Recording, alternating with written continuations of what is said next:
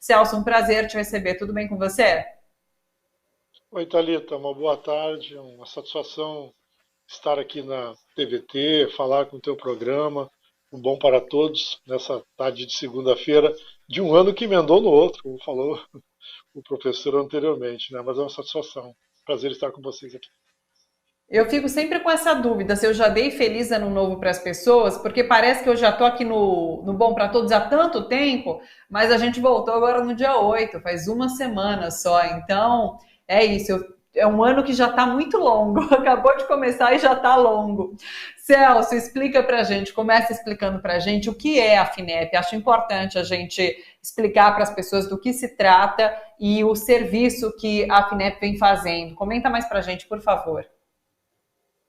A FINEP é uma agência de fomento à inovação e de financiamento à infraestrutura científica no Brasil, né?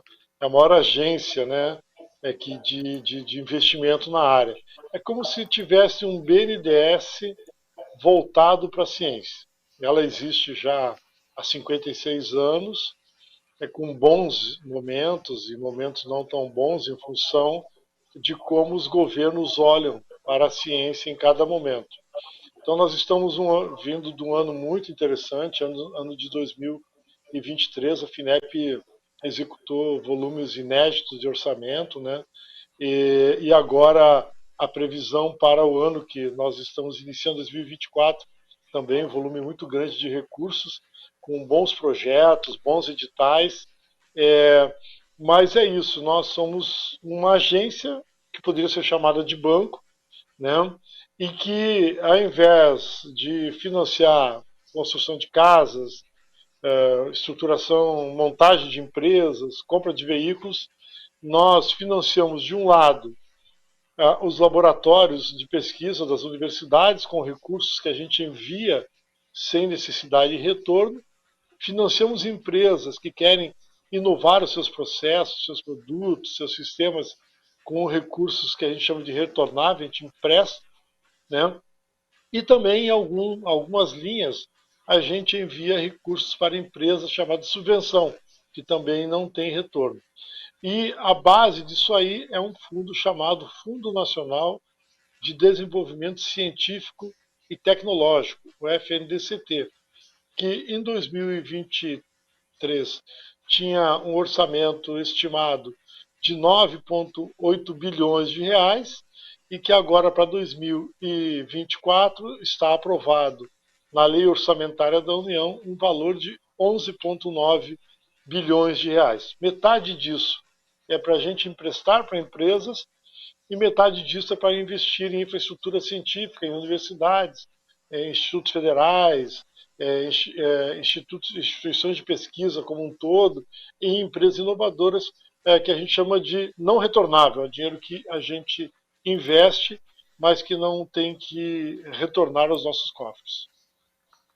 A financiadora, como você coloca, é bastante simbólica em relação à atenção que se dá à ciência e tecnologia em determinados momentos. Né? Em 2023, vocês tiveram, eu tenho até os números aqui, né? Investimentos na ordem de 1,3 bilhão.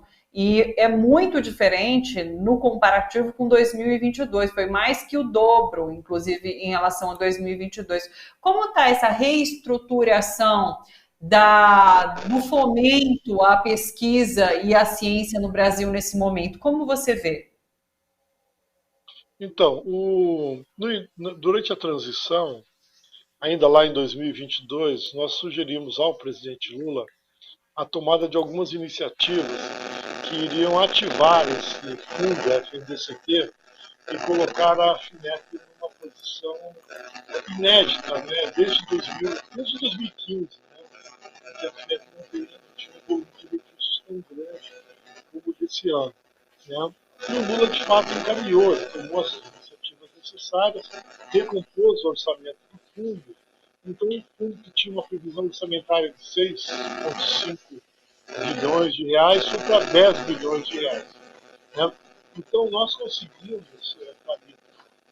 assim, pagar, descentralizar para universidades, centros de pesquisa, de empresas que fazem pesquisa, 5 bilhões de reais, né, através de editais. É um recurso que vai para esses locais, são investidos e não precisam retornar. E também na área de financiamento a empresas, nós aprovamos 6,5 bilhões de reais de empréstimos, nós pagamos 5,5 bilhões de reais.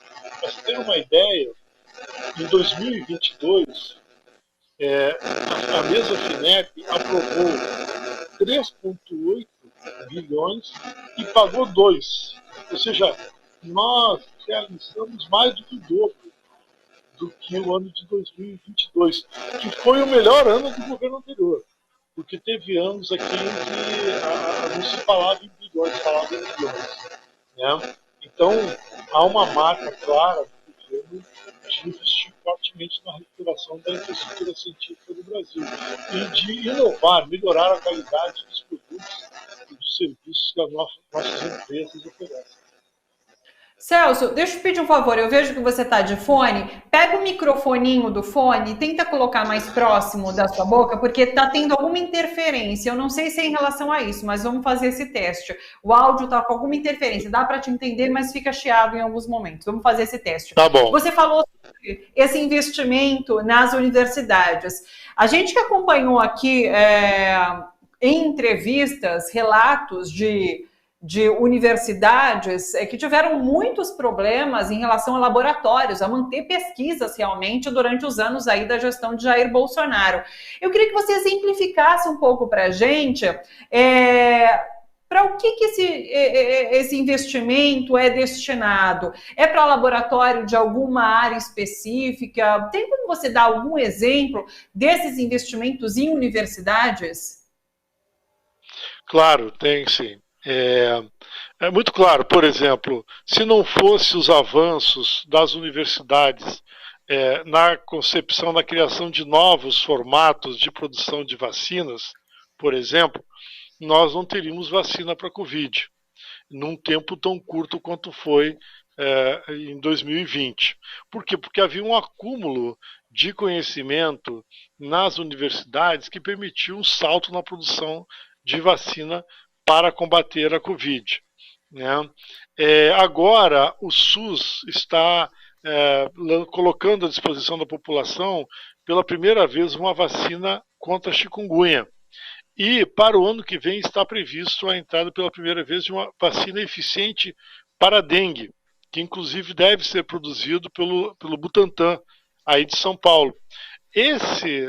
Tudo isso são resultados de anos de pesquisa nas universidades, por pesquisadores brasileiros que ficam em busca de solução para problemas reais que a população tem. A questão da produção agrícola brasileira, que tanto se fala hoje em dia, né, que alimenta o mundo, isso é basicamente resultado de uma pesquisa, de um sistema de pesquisa brasileiro centralizado pela Embrapa, mas que também acontece nas universidades, muito avançado e que descobriu novas fórmulas para melhorar o solo, para adubar o solo, novas fórmulas para produzir plantas que resistem mais às intempéries, à falta de água ou ao excesso de água, às pragas, né? E que se produza mais. Por exemplo, a cana brasileira é uma cana muito eficiente na produção de açúcar e de etanol. E por que ela é importante? Porque ela permite ao Brasil pensar numa produção de veículos híbridos etanol com energia com uma potência enorme do ponto de vista de gerar emprego, riqueza e melhorar a situação do ambiente. Isso é resultado do que é feito nas universidades. Então, muitas vezes, o pesquisador gasta anos ali buscando uma solução para algum problema, ele demora para chegar, mas ele chega porque, de fato, houve pesquisa. A Embraer, só é a Embraer, o potencial que ela é, porque o poder público, durante 40 anos, investiu pesadamente na Embraer e nas universidades que ficam ali no entorno da Embraer, e que construíram soluções tecnológicas que permitiram o Brasil chegar no estágio que está hoje na área de aviônica. né? Então, as nossas hidrelétricas, as placas solares, né? O Brasil tem algumas áreas que o Brasil está muito bem muito avançado e que só é possível porque teve muito tempo de pesquisa. Por exemplo, não se fala muito no Brasil, mas nós estamos reativando agora. O Brasil tem altas tecnologias de muita qualidade para produzir pequenos satélites, que chamam satélites de pequena altitude, que são produzidos ali em São José dos Campos. É um mercado mundial enorme que permite à população se comunicar melhor, ao controle da safra, ao controle de segurança, transmissão de dados, e são tecnologias produzidas por brasileiros, né, que são vendidos para o mundo. Né? Então são esses pequenos avanços, né, que vão se trazendo e aos poucos vão virando realidade. Thalita, o Brasil produz 2,5% da pesquisa do mundo. Né? 2,5% de todo o conhecimento produzido no planeta é produzido dentro das universidades brasileiras. Nós somos o 14º país do mundo em produção de conhecimento. Né? E as pessoas muitas vezes não têm noção disso. Né? Mas isso isso é muito para uma nação que ficou com uma base de população analfabeta durante séculos. Né? Se a gente olhar para os nossos pais, eu sou filho de pais semi-analfabetos, agricultores, pequenos agricultores semi-analfabetos. A minha geração já está no outro patamar, nossos filhos estarão no outro patamar. Por quê? Porque teve um momento que o Brasil girou a chave, investiu em universidade, isso notadamente a partir de 2003, com a ascensão do Lula à presidência, a construção das universidades novas, os institutos federais, né? Isso trouxe uma base de conhecimento do Brasil que nunca tivemos e projeta um futuro de nação muito melhor do que aquele que nós vivemos anteriormente. Então, esses recursos que vão para as universidades, eles são fundamentais para que o Brasil consiga se transformar num país mais justo. Como é a China, os Estados Unidos, a Europa, eles investem muito em ciência. Você tem uma ideia, né? A China investe quase 3% do PIB da China vai para a ciência.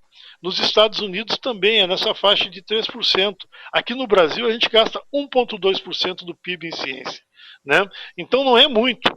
Diante do mundo ainda é pouco, mas já foi muito pior. Nós estamos fazendo um esforço agora para ver se a gente chega ao final do governo Lula em 2% do PIB investido em ciência.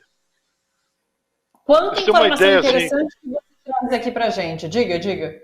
Então, por exemplo, o Brasil tem um pesquisador por 1 milhão de habitantes. Né? É baixo o índice. É baixo o índice. Né? Tem países que têm 7 ou 8 pesquisadores por 1 milhão de habitantes. Né? Nós precisamos chegar a 2 ou 3 pesquisadores por 1 milhão de habitantes, porque aí você tem uma base de pessoas, de massa crítica, produzindo conhecimento que depois geram produtos, né? E geram melhores qualidades de vida. Né? O Teflon que as donas de casa usam, né? Por exemplo, para fritar um ovo, né?